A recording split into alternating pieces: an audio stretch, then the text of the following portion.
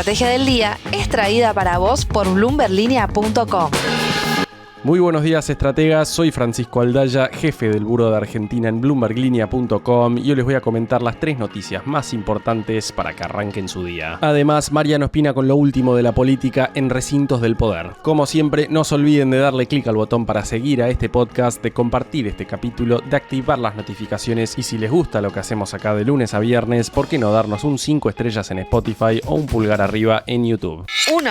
Reportó este miércoles buena parte del market cap del S&P 500 y del Nasdaq, y Alphabet fue la estrella. La facturación del gigante tecnológico creció 20% interanual a 109.900 millones de dólares, por encima de los 107.200 millones que esperaban en Wall Street, siendo esta la tasa de crecimiento más alta desde el 2022. Parte de la explicación la encontramos en Google Cloud, que superó los 20.000 millones de dólares en ingresos trimestrales con un salto del 63% interanual. La empresa subió su guidance de inversión de capital o CAPEX para el 2026 a un rango de 180.000 millones de dólares a 190.000 millones desde la estimación previa de hasta 185.000 millones este año. Solo este trimestre el holding detrás de Google hizo 35.700 millones de dólares en gastos de capital. Microsoft también superó las expectativas en ingresos y ganancias, con Azure creciendo 40% y una facturación que quedó en 82.890 millones de dólares contra los 81.390 que se esperaban. La CFO del gigante tech Amy Hood anticipó 190.000 millones de dólares en CAPEX para el año calendario 2026, de los cuales 25.000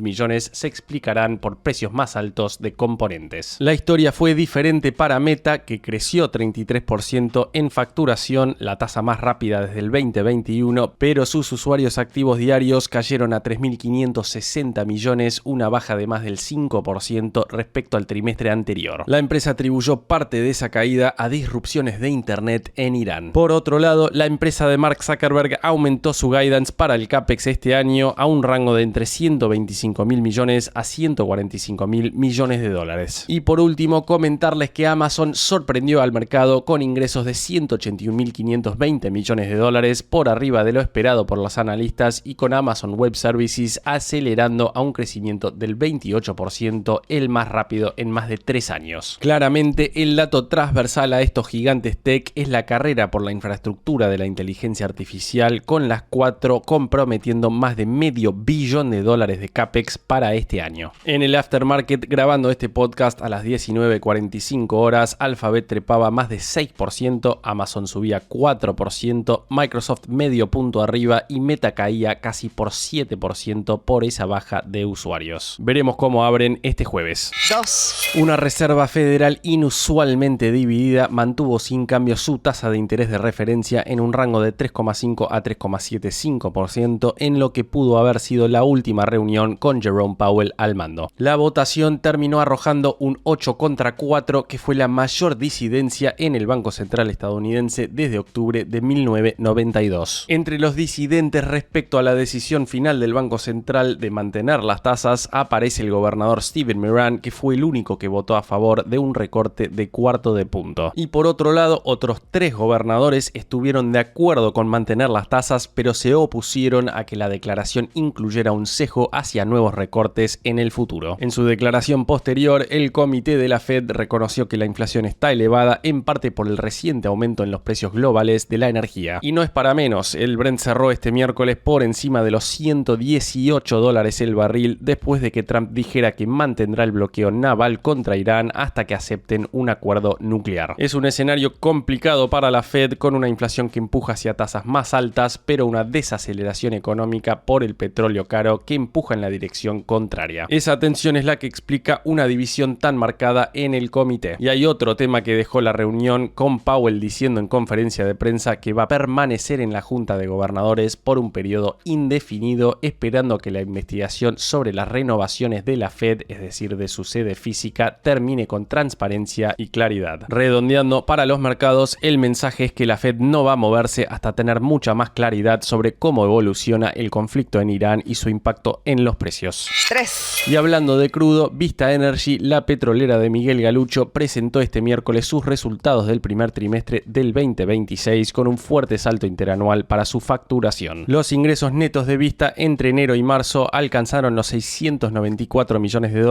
58% por encima del mismo periodo de 2025, principalmente por el crecimiento en la producción de petróleo. En cuanto al EBITDA ajustado, fue de casi $451 millones, lo que supone un aumento interanual del 64%, impulsado principalmente por un incremento de la producción del 67%. Así las cosas, el EBITDA también superó la proyección de consenso de $444,7 millones. Vale la pena mencionar que concretamente la producción de crudo de Vista alcanzó los 116.655 barriles por día en el trimestre. En comparación con el primer trimestre del 2025, los $60,1 por barril que promedió el petróleo vendido por la empresa estuvo 12% abajo de lo que registró hace un año. JP Morgan ve la acción de Vista en $89 a 12 meses, Jefferies en $95 y BTG Pactual en $90. Recordemos que la semana que viene continúa la temporada de balances argentinos con las presentaciones de Pampa Energía, Ternium, YPF y Mercado Libre entre las más destacadas.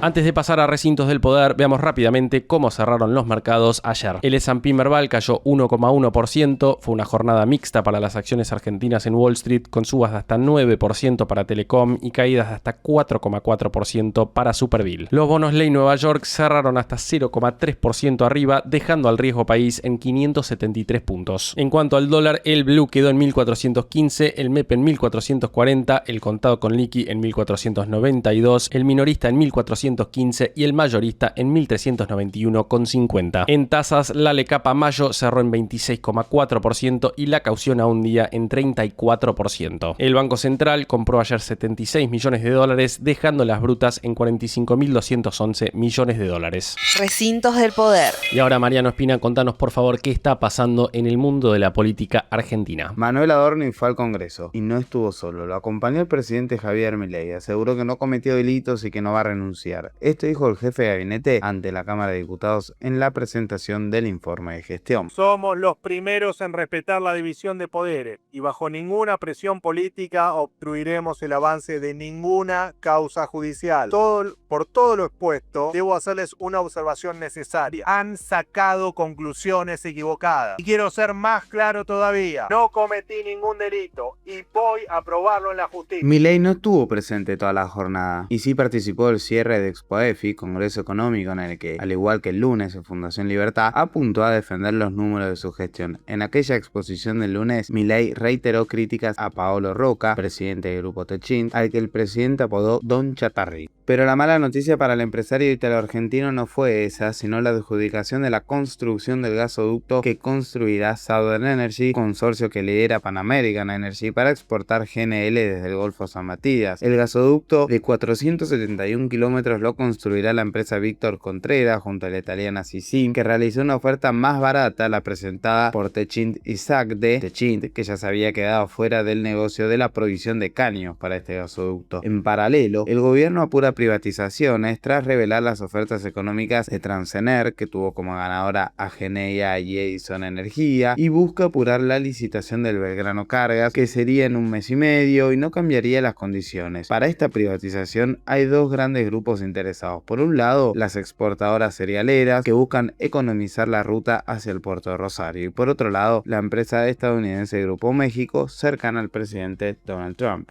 La frase del día. Antes de irnos, escuchemos lo que dijo el jefe de gabinete de Javier Milei, Manuel Adorni, en el Congreso. El presidente Milei, por su parte, dijo en ExpoEFI ayer: no voy a aceptar ninguna psicopateada, y por lo visto no piensa ningún cambio en su gabinete en el corto plazo. Esto fue un nuevo capítulo de la Estrategia del Día Argentina. Yo soy Francisco Aldaya, jefe del Buró de Argentina de Bloomberg Línea, y me podés seguir en X en @franaldaya. No se olviden de darle clic al botón para seguir a este podcast y a la campanita para que se enteren al instante cada vez que sale un capítulo de lunes a viernes. Espero que tengas una gran jornada productiva. Esto fue La Estrategia del Día Argentina, escrito y narrado por Francisco Aldaya. Producido por Arturo Luna y Daniela Hernández. Que tengas un día muy productivo.